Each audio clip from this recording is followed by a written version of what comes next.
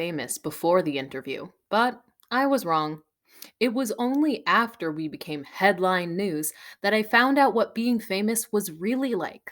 Wherever we went, Tom and Michael and Josie and Ahmet and I were waved at and smiled at and patted on the head and given thumbs up by lots of people we didn't know. People at the bus stop and on the street would run up to us and say things like, "God bless you," and "We're all behind you, Ahmet," and "I just signed the petition. Parliament's going to listen to us. You'll see." Even Mr. Bannock, who owned the newspaper stand near the school bus stop and was famous for hating children, ran out whenever he saw us and gave us each a chocolate egg for free. And not just for one day, but for a whole week. But as exciting as it was to be famous and to be friends with the most famous refugee boy in the world, what happened a few days later was even more surprising. On Wednesday morning, just 6 days after we had done the interview, we arrived at school ready to play soccer, but couldn't find Ahmet anywhere on the playground. When the bell began to ring, we headed straight to class. But when we got to our classroom, he wasn't there either. Neither was Miss Hempsey. "He's probably just late," Josie shrugged as we sat down. But Ahmet was never, ever late. I looked over at Mrs. Khan and wondered if I should ask her. She was busy getting the class ready to sit down, but she looked happy and couldn't stop smiling, even when she was scolding Clarissa for being late. After taking attendance, Mrs. Khan said that Mrs. Bourneville was going to take first period today, and she had something to do. Then she came over to me and Josie and Michael and Tom and told us to come with her. "Are we in trouble?" whispered Tom as we followed Mrs. Khan down the hall. "But we haven't done anything." "Have we?" whispered Josie. I didn't say anything. Michael and I just looked at each other. Mrs. Khan knocked on Mrs. Sanders' door and waited for a "come in" before she pushed it open. The first person we saw was Ahmet. He was perched on a chair, his face looking surprised and serious and happy all in one go. Sitting on one side of him was Miss Hempsey, whose cheeks were pinker than I had ever seen them, and on the other were two men. They each gave me a wide smile. For a moment, I couldn't remember how I knew them. And then Tom gave a gasp. "It's the Queen's Guards!" he cried out, punching me on the arm. He was right. They really were the Queen's Guards, except they were dressed in suits and didn't look so giant because they weren't wearing their tall black hats. As we walked in, they stood up and gave us a salute. Josie squealed in delight, and Michael was so excited he shook hands with both of them at the same time. I looked over at Ahmet, who, on seeing that we knew the guards, was now smiling at them fully. Come in," said Mrs. Sanders, waving us to our seats and peering over her glasses at us. "Children, these gentlemen have a very special message to give you," said Mrs. Sanders. "We certainly do," said Second Lieutenant Cunyu. "It gives me great pleasure to present you with this very special message from Her Majesty the Queen." He took an envelope from the inside of his coat and held it up. "And seeing as how the greatest idea in the world was your idea, how about you open this?"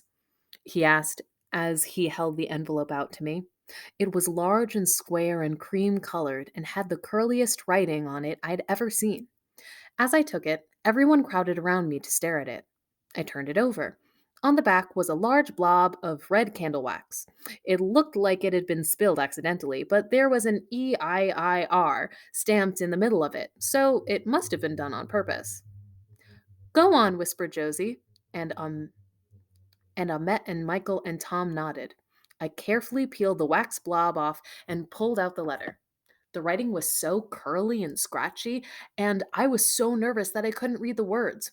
Seeing me struggle, Mrs. Cons came and stood behind me. I gave her the letter so that she could read it out loud instead. This is what it said.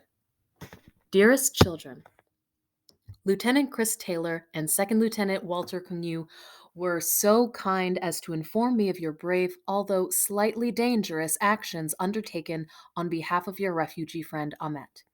I have now also received the letter you wrote me on the subject beforehand.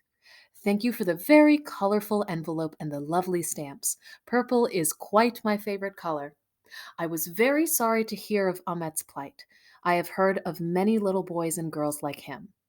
Thanks to your brave actions, lots of people from all over the world are working together to try to locate his family. I know they will be trying their very best, and I look forward to hearing of their safe arrival to the United Kingdom, or Queendom, as you so nicely put it, soon. My lieutenants tell me that you have brought tea and cookies and gifts in the hope of sharing them with me. That was a lovely idea. I am unfortunately scheduled to go on a small tour across Britain this week, but when I get back in a fortnight's time, I should like nothing better than to invite you all to have tea with me at the palace. Until then, I must ask that you please do not go running after any more of my soldiers. It was awfully dangerous, and I am most relieved that you were not hurt. Any letter addressed to me will always reach me, and I do like to receive mail, especially one so beautifully decorated and written with such care. With my fondest best wishes, Elizabeth R., 92 years old. After Mrs. Khan had read it out loud for us and Miss Hempsey had finished telling Ahmet what the letter said, we all sat in silence. I guess there are just some things that even grown-ups don't have words for, and a message from the Queen is one of them. Chapter 26, The Present. It's been 2 weeks since we were all in the newspapers and received the Queen's letter, and in a lot of ways, things feel just like they did before. Mum doesn't walk me to the bus stop anymore, and strangers have stopped staring at us with funny looks on their faces. And I'm still hoping to win first prize for my photosynthesis plant, even though Ahmet's plant is growing faster than everyone else's. He's teaching me some words in Kurdish like grow more and grow up and I love you lots, and I think it's working. But in lots of other ways, things aren't normal at all. Aunt Christina comes around much more often, and she buys me presents too. I think she likes us now because we were in the newspapers. I still don't like her. Whenever she comes, I ignore her and make Uncle Lenny play Scrabble with me and Mum like he used to. Mr. and Mrs. Rashid from the floor below have invited Mum and me for dinner this weekend, which means Mum might have a new best friend. And next week, I'll be going with Tom and Josie and Michael and Ahmet to Buckingham Palace to have tea with the Queen. Sometimes I get so excited thinking about it that I have to jump up and down just as high as I can until my insides feel calmer. I think they must know that things can never be the same again after you've had tea with an actual queen. Mum asked me what I'd like to take as a present for the queen, and I thought about it for 3 hours.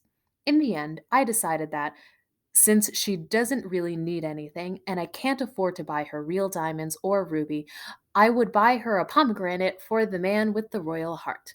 Because I think the next best thing to wearing lots of jewels must be to eat lots of little ones instead.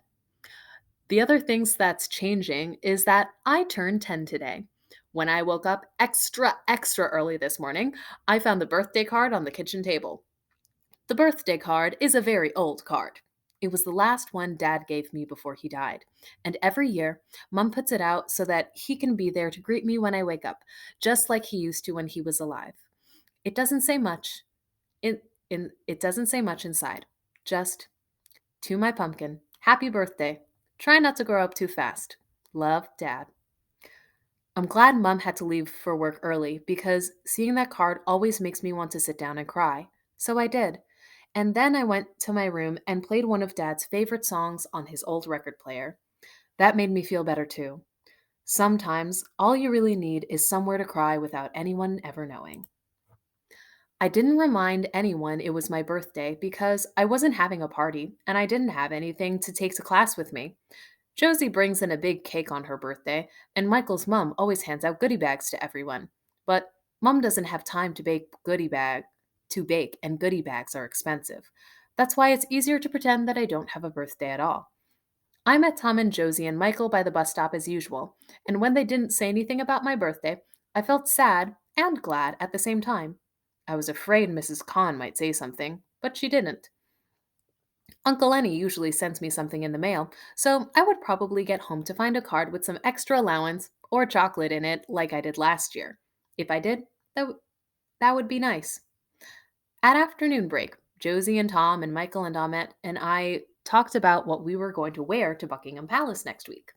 Josie's mom was going to buy her a new dress and a new pair of soccer cleats. Michael was wearing a suit with a bow tie. Tom said he had a purple suit his uncle had made him wear to a wedding in San Francisco, but that might not fit anymore. And Ahmet said his foster mom was going to buy him something that weekend and that he would also take his backpack. You can't take your backpack with you, said Josie. It's old and ripped, and it's got a hole in the front pocket. The queen might not even let you inside the palace. But important, said Ahmet, looking panicked.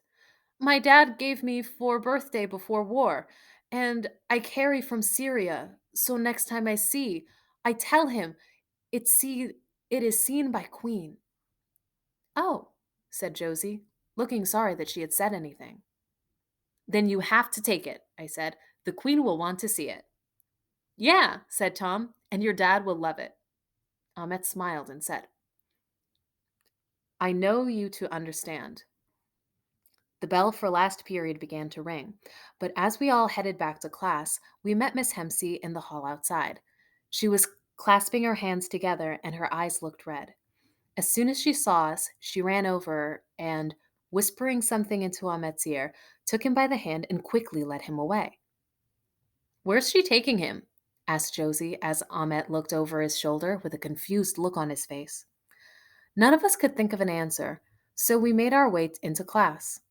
After we had all gotten our spelling books and had spent 10 minutes learning the meaning and spelling of three new words, possession, depression, and objection, there was a light knock at the door. We all looked around to see who it was. After a few seconds, Miss Hempsey's head popped around the door and, after she gave Mrs. Kahn a thumbs up, disappeared again. Mrs. Kahn smiled and, clapping her hands, said, All right, everyone, close your books, please. I have a very important announcement to make. We all fell quiet and waited for an explanation about what was going on and where Ahmet was.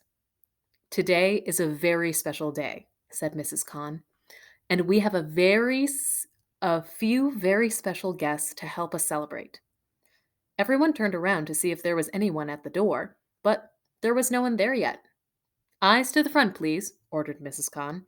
Now, before our guests arrive, I want you all to promise me that you will be on your very best behavior. Everyone shouted. We promise, Mrs. Kahn, wondering who the guest could be. Do you think it's the Queen? Whispered Josie. Maybe it's the Queen's guards again, whispered Tom.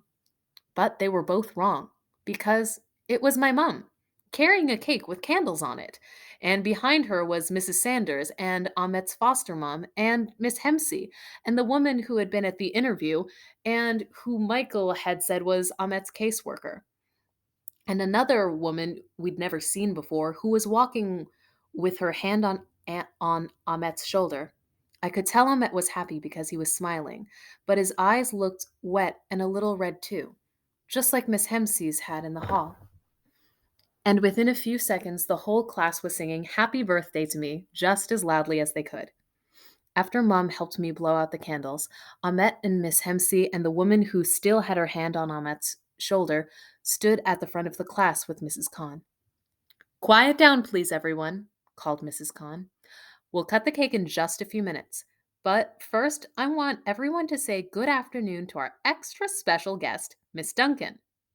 The woman standing beside Ahmet stepped forward as everyone shouted out. Good afternoon, Mrs. Duncan. She was wearing a bright blue suit and had short gray hair and a green diamond ring. Now, Miss Duncan has come here today from very far away because she has some important news to share with us all, said Mrs. Kahn. Over to you, Mrs. Duncan. Miss Duncan nodded and looked straight at me with a smile before looking around the room. Good afternoon, everyone. I'm from the Home Office, which is a government department that controls who comes in and out of our country. Like the police? Called out Dean. No, not like the police, Miss Duncan smiled. She waited for more questions, but no one else said anything. Everyone was deathly silent now, and I could feel my whole chest beating so hard that it felt like someone was playing drums inside my tummy. Miss Duncan carried on. Today, I had the pleasure of bringing Ahmet some special news, and and he has he has very kindly said that he would like to share it with all of you. Ahmet? She held out a plain white envelope that had no address on it and offered it to him. But Ahmet didn't take it and whispered something to Miss Hempsey instead. Miss Hempsey frowned at first, but then, laughing and crying all at once, gestured at me to come up. He would like his best friend to read it to everyone, she explained. For a moment, I couldn't move. Then Josie gave me a kick under the table that made me stand up and slowly walk over to where Ahmet was standing.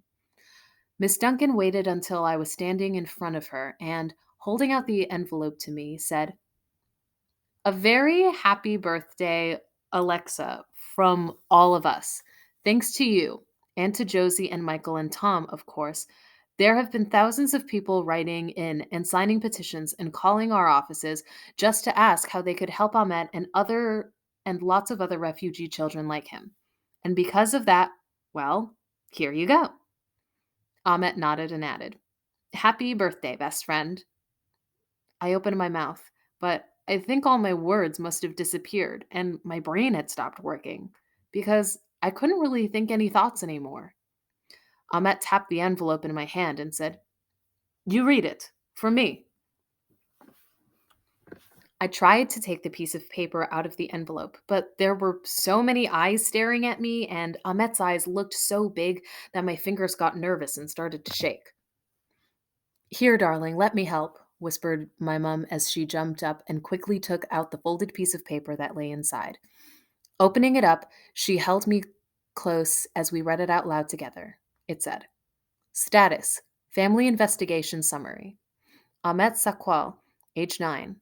Father: Mohammed Sakwal, age 43. Profession: Professor of Engineering.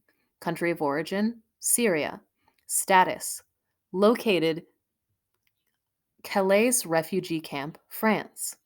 Mother: Samira Sakwal, 45. Profession: Journalist. Country of origin: Syria. Status: Located medical facility, uh, Saruk, Turkey. Sister: Sierra Sakwal, age 3. Status: Deceased. Uh, Med Crossing. HO outcome: Granted permanent asylum in the UK, reunification of family imminent. I looked up at Mum, and then at Ahmet, and then back at Mum again. What does asylum mean? My mum smiled, but her eyes were watery too. "It means they can come and live here, darling. Ahmet's mum and dad are coming to the UK. They've been found." I looked up at Ahmet, who was nodding excitedly. And then I looked up at Josie and Tom and Michael, who were all staring back at me with their mouths open. And then I looked at Mrs. Kahn, who was saying a prayer, and Miss Hempsey, who was crying so much that she had grabbed Mrs. Sanders and was making her go red in the face. And suddenly, Michael jumped up and shouted, "We did it!" And the whole class started cheering and whooping and jumping and clapping all at once. I know that afternoon was one of the best afternoons I will ever have. Not because it was my birthday, but because it was an end to one of the best adventures a brand new 10-year-old could ever have, and the beginning of a whole set of new adventures that I bet even Tintin had never had. And it was all thanks to a boy who came and sat at the back of a class and who let me be his friend.